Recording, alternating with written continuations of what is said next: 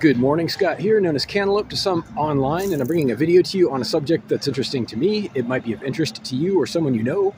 And I want to talk about two ways to look at doing the right thing. You might immediately question, what is the right thing? Isn't it a matter of opinion? And turns out no, given a context. Okay, so here's the confusion. First of all, I just want to talk about what I'm talking about. The confusion about right and wrong, morality that is very quickly cleared up once you understand that you have to have a context, an agreed upon setting where you can actually employ measurements and science to define very clearly and specifically what is right and wrong, what is effective and what isn't. But you have to have a context. Outside of a context, there is no right and wrong. And here's the confusion, right? People are like, well, there is no right and wrong. It's a matter of opinion. No, it's a matter of agreement. Okay, I'll be clear about that. So given what is right and measurably right, there is an ongoing and prevailing attitude about gambling on what is right. This is not the same thing as saying it's a matter of opinion. It's not the same thing. This is a different thing where people, even if they acknowledge that there is right and wrong, measurably something effective and not effective, accurate or not accurate, they will still tell you that other people are always a wild card. For example, when something is obviously right and someone tells you you shouldn't do it, they even, insist that you don't do it. They threaten you not to do it.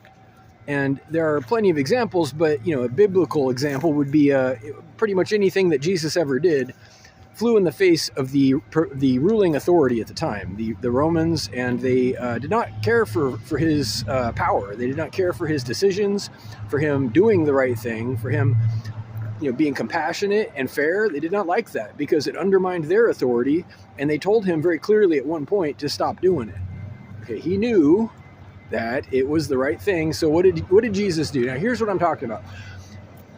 They said it's a gamble. They said, hey, are you feeling lucky, Jesus? Are you feeling lucky today?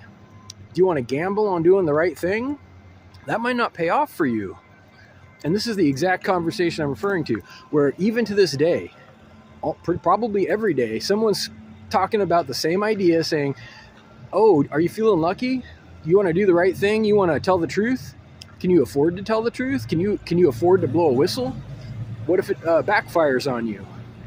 And I'm going to tell you in this video, threats and consequences do not change what is right.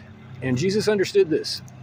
And I'm not even a Christian, but I understand what he was talking about. Okay, I'm just saying, I understand what Jesus was talking about, and I agree with most of it. So maybe that makes me a Christian. I don't even know. I'm not talking about Christianity necessarily. I'm talking about the idea of sticking to what's right, regardless of threats, regardless of consequences. It doesn't change what is proper given the setting that I talked about as society as a whole. What if that's your setting? That's usually the setting when morality is in question. When somebody's mentioning something that is proper or moral, it's the unspoken context of human society and civilization. It's the unspoken context of a community where people are happy and healthy and aiming towards that. That's the context. So given that context, and if we're in agreement that happy, healthy communities are positive, then we already have a framework to be moral about. We have a framework to be right and wrong, proper or improper, and it's measurable. It's scientific, and nobody telling you otherwise, refuting the facts, threatening you, sticking a gun in your face or whatever is going to change what's right and wrong. Okay? So my point at almost 5 minutes is that it's not a gamble.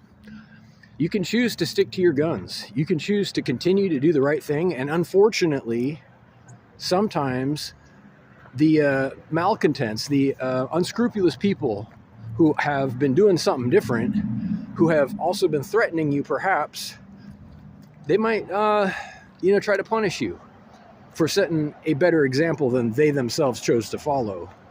Exposing people for their impropriety, exposing people for their corruption and their abuses is the right thing to do when it is categorically that. When it is categorically something that they are cutting through as far as a corner or flesh, they are taking shortcuts through living tissue, you know what to do. You already know what's right. And it doesn't matter what they say, what they threaten, or what comes out of it.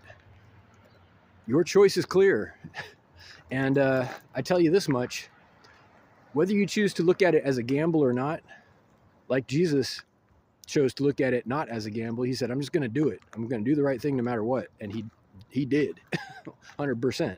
If you choose that road, and unless you get crucified, if you make it through somehow, you will emerge a hero. You will emerge absolutely victorious with glory and with success beyond measure, because that's what happens.